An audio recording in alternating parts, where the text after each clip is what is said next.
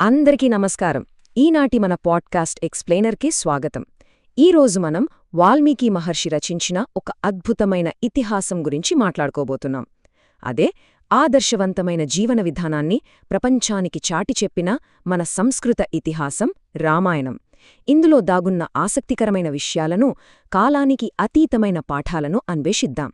ఏమాత్రం ఆలస్యం చేయకుండా నేరుగా విషయంలోకి వెళ్ళిపోదాం.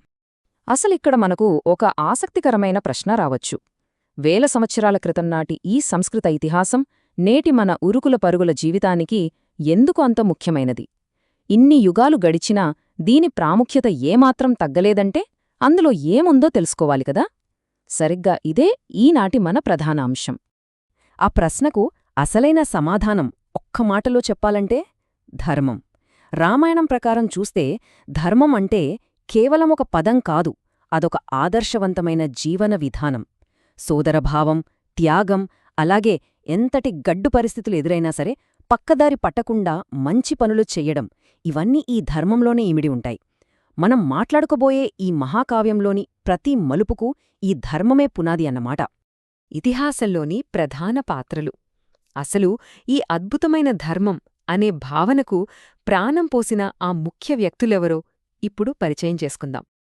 ఇక్కడ అయోధ్య మరియు మిథిల రాజ్యాలకు చెందిన ప్రధాన వ్యక్తులను మనం గమనించొచ్చు. అయోధ్యకు రాజైన దశరథుడు, ఆయన జ్యేష్ఠ కుమారుడే మనం కథానాయకుడిగా చెప్పుకుని శ్రీరాముడు. రాముడనగానే మనకు వెంటనే గుర్తొచ్చేది వినయం మరియు ఎన్నలేని ధైర్యసాహసాలు. ఇక మిథిలరాజు జనకుని ముద్దుల కుమార్తె, రాముని ధర్మపత్ని అయిన సీత. అలాగే తన అన్న రాముని కోసం ప్రాణాలైనా అర్పించడానికి ఎప్పుడూ సిద్ధంగా ఉండే తమ్ముడు లక్ష్మణుడు. ఈ కుటుంబం మొత్తాన్ని చూస్తే ధర్మానికి ఒక నిలువెత్తు రూపంలా అనిపిస్తుంది కదూ. అయితే కథలో ఎప్పుడూ ఒక సంఘర్షణ ఉండాలి కదా. ఇక్కడ ఒకవైపు వినయం, ధైర్యం, ధర్మానికి ప్రతీక అయిన రాముడుంటే, దానికి పూర్తి విరుద్ధంగా లంకను ఏలే మహాశక్తివంతమైన రాజు రావణుడున్నాడు. అధర్మానికి ప్రతీకైన ఈ రావణుడే సీతను అపహరిస్తాడు. అసలు ఈ ధర్మం, అధర్మాల మధ్య జరిగే ఆ మహాపోరాటమే మన ఇతిహాసానికి కేంద్రబిందువు. మరి అసలు ఈ కథలో ఏం జరిగిందో తెలుసుకోవాలంటే ఈ 14 సుదీర్ఘ ప్రయాణాన్ని ఒకసారి టూకీగా చూద్దాం. ముందుగా వివాహంతో మొదలై, ఆ తర్వాత వనవాసం, ఆపై సీతాపహరణ, తరువాత మహాయుద్ధం, చివరుగా అయోధ్యలో పట్టాభిషేకం. ఇలా సాగుతుంది. ఈ ఘట్టాలన్నింటినీ ఇప్పుడు ఒక్కొక్కటిగా విశ్లేషిద్దాం. వనవాసం మరియు సీతాపహరణం. రాజప్రసాదంలో ఎంతో ప్రశాంతంగా ఉన్నవారి జీవితం ఒక్కసారిగా ఎలా తలకిందులైందో ఇప్పుడు చూద్దాం. అస్సలేం జరిగిందంటే, వృద్ధాప్యంలో ఉన్న దశరథుడు తన జ్యేష్ఠ కుమారుడైన రాముడిని రాజుగా చెయ్యాలనుకుంటాడు. అంత సంతోషంగా ఉందనుకునే లోపే ఆయన రెండవ భార్య కైకేయి పట్టుబట్టి తన కొడుకైన భరతుడికి రాజ్యాధికారం ఇప్పించడమే కాకుండా రాముణ్ణి 14 వనవాసానికి పంపుతుంది. ఇక్కడ మనం ఆశ్చర్యపోవాల్సిన విషయమేమిటంటే, కేవలం తండ్రికిచ్చిన మాటను నిలబెట్టడం కోసం రాముడు ఎలాంటి మారుమాట చెప్పకుండా అడవికి వెళ్లడానికి సిద్ధపడతాడు. కేవలం ధర్మాన్ని పాటించడం కోసమే తీసుకున్న నిర్ణయం ఇది. ఆయన వెంట సీత మరియు లక్ష్మణుడు కూడా అడవికి పయనమవుతారు. అలా అడవిలో ప్రశాంతంగా సాగుతున్న వారి జీవితాల్లో ఒక పెన్ను తుఫాను చెలరేగుతోంది. రావణుడు సీతను అపహరించడానికి చాలా పకడ్బందీగా ఒక పథకం వేస్తాడు. అది ఎలాగంటే, మొదటి దశలో ఒక అందమైన మాయా లేడీ ద్వారా వారి దృష్టి మరల్చడం. రెండవ దశలో రాముడిని, అలాగే ఆయనకు తోడుగా ఉన్న లక్ష్మణుణ్ణి కుటీరానికి చాలా దూరం తీసుకువెళ్లడం. ఇక మూడవ దశలో ఎవ్వరూ లేని సమయం చూసి సన్యాసి వేషంలో వచ్చి ఒంటరిగా ఉన్న సీతను అపహరించి లంకకు తీసుకువెళ్లడం. ఈ ఘటనే రామాయణ కథలో ఒక అతిపెద్ద మలుపు అని చెప్పొచ్చు. రామ-రావణ మహాయుద్ధం. సీతను ఎలాగైనా తిరిగి తీసుకురావాలని రాముడు చేసిన ఆ అపూర్వమైన పోరాటం ఎలా జరిగిందో ఇప్పుడు చూద్దాం. అలా సీతమ్మను వెతికే క్రమంలో రాముడికి ఒక గొప్ప బలం తోడవుతుంది. వారే సుగ్రీవుని వానర సైన్యం, అలాగే నిస్వార్థ భక్తికి మారుపేరైన హనుమంతుడు. ఈ గొప్ప కలయిక రామాయణంలో ఒక కీలక ఘట్టంగా మారి రాముని ప్రయత్నానికి కొండంత అండగా నిల్చింది. నిజంగా ఇదొక గొప్ప స్నేహబంధం. ఆ వానర సైన్యం సహాయంతో సీత కోసం అన్వేషణ మొదలవుతుంది.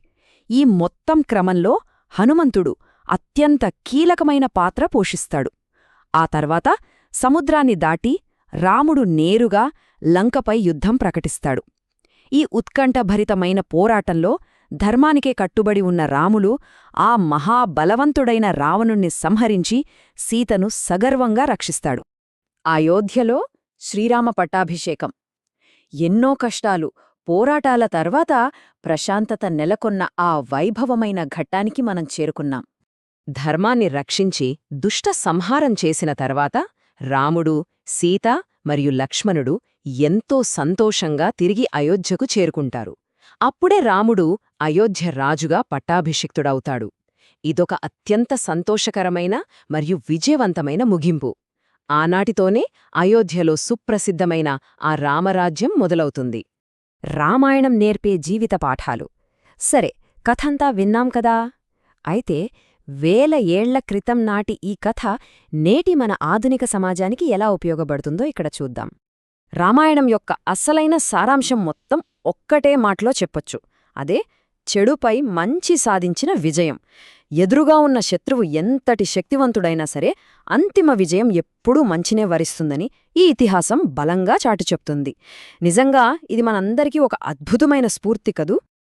అలాగే కష్ట సమయాల్లో కూడా ఎన్నటికీ ధర్మాన్ని వీడకపోవడం, తల్లిదండ్రుల మాటను గౌరవించడం, నిరంతరం మన చుట్టూ ఉన్నవారికి మంచి చేయడం, ఇవి దైనందిన జీవితంలో మనం ఆచరించాల్సిన నిజమైన ధర్మం. కష్టాలు వచ్చినప్పుడు పట్టుదలతో నిలబడటం, పెద్దలను గౌరవించడం లాంటివి ఈనాటి ఉరుకుల పరుగుల జీవితానికి కూడా ఎంతో అవసరం. ఆనాటి విలువలు ఈనాటికి ఎంత అతుకుతున్నాయో చూడండి. ఇక చివరగా ఈ గొప్ప ఇతిహాసాన్ని ఇంతలా అర్థం చేసుకున్న తర్వాత మన మదిలో మరిన్ని ఆసక్తికరమైన ప్రశ్నలు తలెత్తటం సహజం. ఉదాహరణకు, అసలు రావణుడి సోదరి శూర్పణఖ నేపథ్యమేమిటి? రామాయణంలో ఆమె పాత్ర గురించి మరింత లోతుగా తెలుసుకోవచ్చా? రాముడి మిగతా సోదరుల ప్రత్యేకతలేమిటి? ఇలాంటి ఎన్నో ప్రశ్నలకు సమాధానాలు వెతకడం ద్వారా ఈ ఇతిహాసాన్ని మనం మరింత లోతుగా అర్థం చేసుకోవచ్చు. ఈ ప్రశ్నలు మనలో ఒక కొత్త ఆలోచనను రేకెత్తిస్తాయని ఆశిస్తూ ఈనాటి మన పాడ్కాస్ట్ ఎక్స్ప్లెయినర్ను ముగిస్తున్నాం. ఇలాంటి మరిన్ని ఆసక్తికరమైన అంశాలతో మళ్ళీ కలుద్దాం. ధన్యవాదాలు.